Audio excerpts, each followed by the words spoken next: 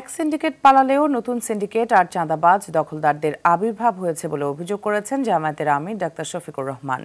আর দেশবিরোধী ষড়যন্ত্রের অংশ হিসেবে সচিবালয়ে আগুন দেওয়া হয়েছে বলে অভিযোগ করেছেন দলটির নায়েবে আমির অধ্যাপক মুজিবুর রহমান। অরণ্য গফুরের রিপোর্ট। যশোর জেলা জামায়াতের কর্মী সম্মেলনে প্রধান অতিথি ছিলেন দলটির আমির ডাক্তার শফিকুর রহমান। জামায়াত সিন্ডিকেট মুক্ত দেশ গড়তে চায় জানিয়ে তিনি বলেন, চেতনা প্রচারের আড়ালে টাকা পাচার, ব্যাংক লুট ও রিজার্ভ শূন্য করে আওয়ামী ফ্যাসিস্ট সরকার দেশকে ধ্বংস করেছে।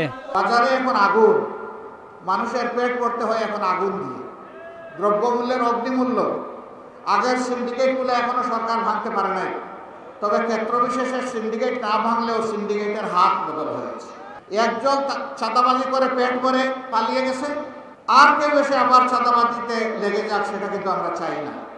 আমরা এমনই একটি বাংলাদেশ চাই যে এই দেশে চাঁদাবাজদের কোনো অস্তিত্ব থাকবে না, দখলদারদের অস্তিত্ব থাকবে না, কোর্ট কাছারি আদালত কোথাও ঘুষ চলবে না।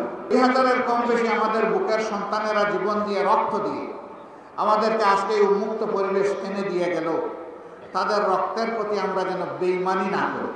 ঢাকায় রমনা থানার কর্মী সম্মেলনে জামায়াতের নায়েবে আমির অধ্যাপক মুজিবুর রহমান বলেন, সচিবালয়ের আগুন পতিত স্বৈরাচারের আরেকটি ষড়যন্ত্র।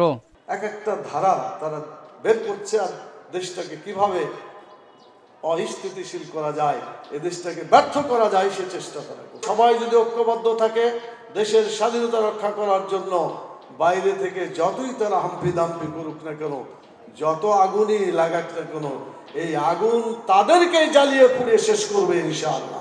আগুন যত দিবে, মানুষকে যত হত্যা করবে, এদেশে যত তারা অরাজকতা চালাবে, বাংলাদেশের জনগণের ইউনিটি তত মজবুত হবে ইনশাআল্লাহ, যার ফলে কেউ এদেশের গায়ে হাত দিতে পারবে না। কোনো ষড়যন্ত্রের কাছেই ছাত্র জনতার সরকার হার মানবে না বলে হুঁশিয়ারি জামায়াত নেতাদের। হাজার কোটি টাকার যে দুর্নীতি করেছেন, তার দলিল দস্তাবেজ যা সচিবালয়ে সংরক্ষণ ছিল, এগুলোকে পুড়িয়ে দিয়ে তারা শেখ হাসিনা সহ তাদের দোসরদের রক্ষা করতে চান। যেই দোসররা এই কাজে সম্পৃক্ত হয়েছেন, কান খুলে শুনে রাখুন, এই সমস্ত কাগজ পুড়িয়ে ফেললেও 18 কোটি মানুষের 2 চোখ আপনারা অন্ধ করতে পারবেন না। তাদের সাক্ষীর বিনিময়ে বিচার হবে, ফাঁসির কাস্টে তাদেরকে ঝুলাতে বাধ্য করা হবে। সচিবালয়ে আগুন দিয়ে যদি কেউ মনে করেন এই অন্তর্বর্তীকালীন সরকার আর আমাদের জুলাই আগস্টের গণ অভ্যুত্থানের আন্দোলনের, বৈষম্য বিরোধী আন্দোলনের অকুতোভয় সৈনিকরা ভয় পেয়ে যাবে, তাহলে আপনারা বোকার স্বর্গে আছেন। অরণ্য গফুর, RTV, ঢাকা।